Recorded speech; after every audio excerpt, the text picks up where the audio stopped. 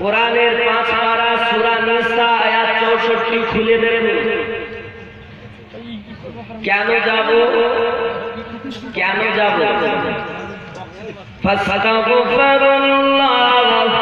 এবং আমি আল্লাহর কাছে ক্ষমা ভিক্ষা চাইবে। নবীর দরবারে যাবে, আমি আল্লাহর কাছে ক্ষমা চাইবে।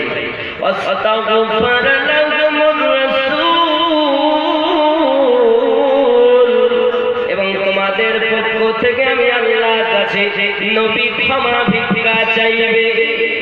কে চাইবে?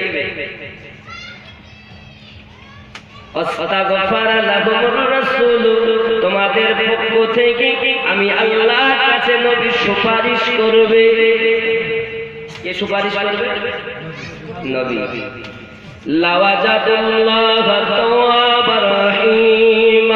আমি আল্লাহ তোমাদের তওবা কবুল করব।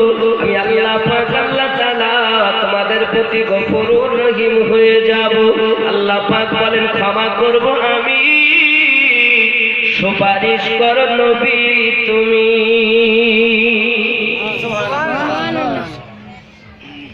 নবীকে এইভাবে যারা মানে এরা সুন্নি, আর নবীকে এইভাবে যারা মানে না ওরা ওয়াহাবিজ্জা।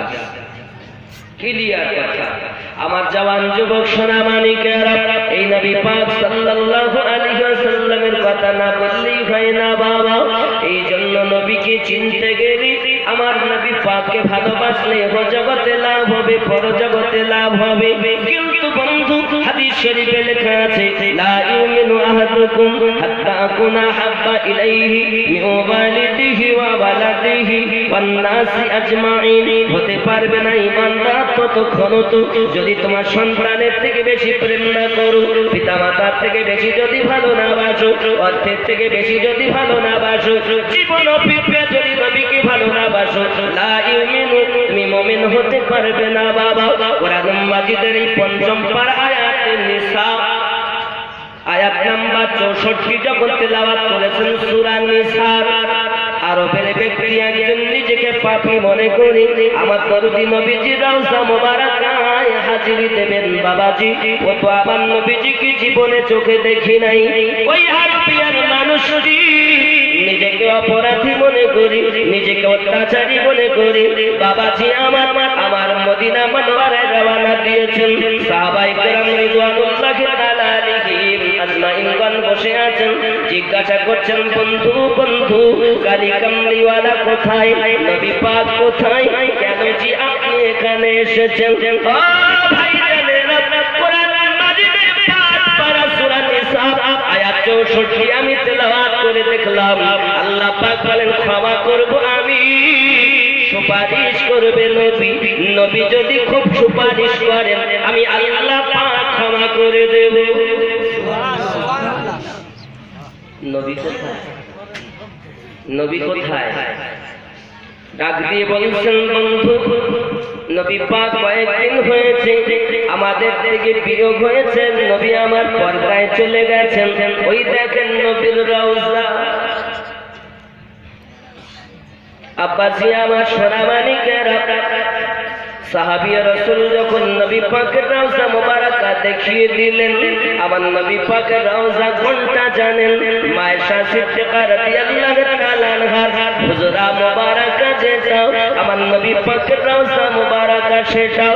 জিবরাইল আলাইহিস সালাম আমার নবী পাকের কাছে ওহী এনে বলেছিলেন, ইয়া রাসূলুল্লাহ, ইয়া হাবিবাল্লাহ, আপনি যদি আরশে আজিমে থাকতে চান আপনার রওজা আরশে আজিমে বানানো হবে। আপনি যদি সিদরাতুল মুনতাহায় থাকতে চান আপনার রওজা সিদরাতুল মুনতাহাতে বানানো হবে। নবী আমার বলেছিলেন, জিবরাইল, আমি যদি আকাশে চলে যাই, আমি যদি সিদরাতুল মুনতাহাতে চলে যাই, আমি যদি আপনার আকাশের উপরে চলে যাই, আমার পাপী উম্মতেরা কোথায় যাবে?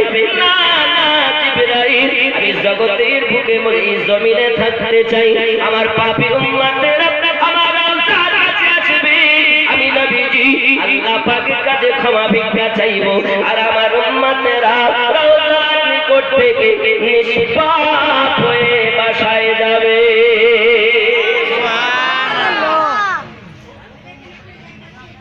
আর ওয়াহাবি দল নবীর রওজা যেতে চায় না। নবীর দরবারে যাচ্ছেন ওই ব্যক্তি, কি বলছেন, তেরে দরবার মে আনা মেরা কাম থা, মেরি বিগড়ি বানানা তেরা কাম है। তোমার দরবারে আসা আমার কর্ম, আর আমার বিগড়ি বানিয়ে দেওয়া হলো তোমার কর্ম। এ পাগলেরা, ভালো করে মাথায় রাখুন, আমি আমিনুদ্দিন আমার কথা বলিনি।